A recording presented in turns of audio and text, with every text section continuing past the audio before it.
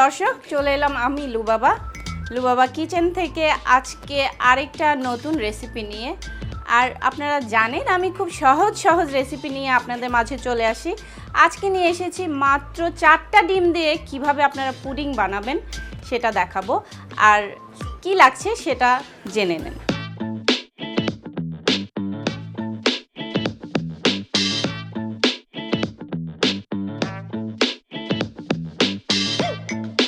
অনেকের ধারণা যে ডিম বেশি দিলে পুডিং বেশি মজা হয়, আসলে এটা কিন্তু একদমই ভুল ধারণা। আর 4টা ডিম দিয়ে নাকি থিকনেসটা হয় না। আমি আজকে আপনাদেরকে এই 4টা ডিম দিয়ে পুডিং বানিয়ে দেখাবো যে থিকনেস হয়, পুডিং খুবই মজার হয়। তো আমি 4টা ডিম দিচ্ছি।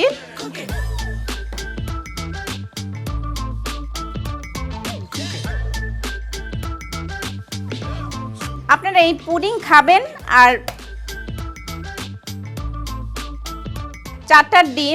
4টা ডিমের সাথে 1 কৌটা কনডেন্স মিল্ক পুরোটাই দিয়ে দিবেন।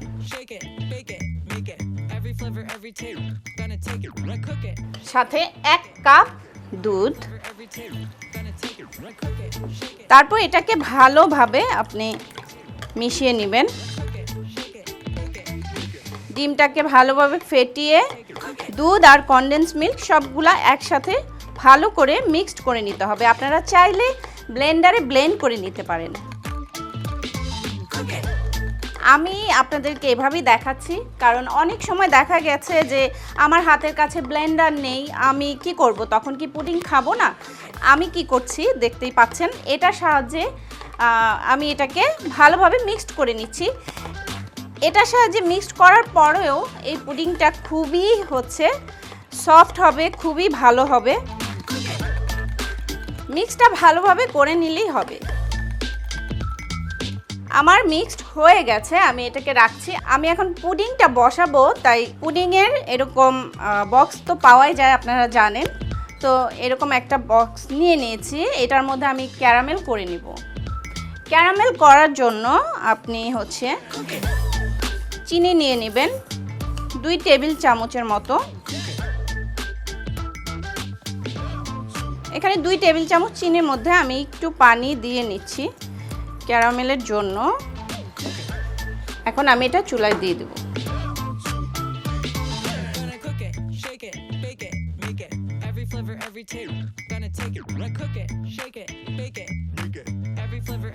ক্যারামেলটা হয়ে গেছে, আমি এটা নামিয়ে নিলাম। এখন আমি এটার মধ্যে পুডিংটা দিয়ে দিব।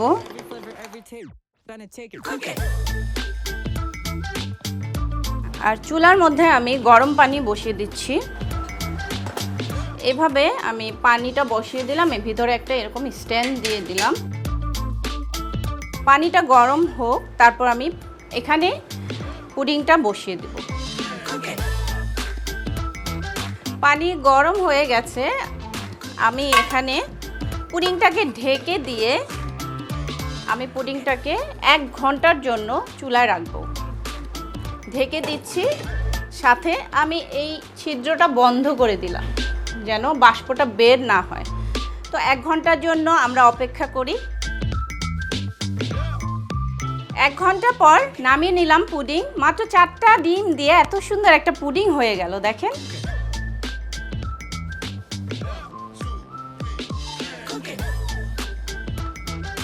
সহজ আর মজার রেসিপি পেতে লুবাবা কিচেনের সাথে থাকুন।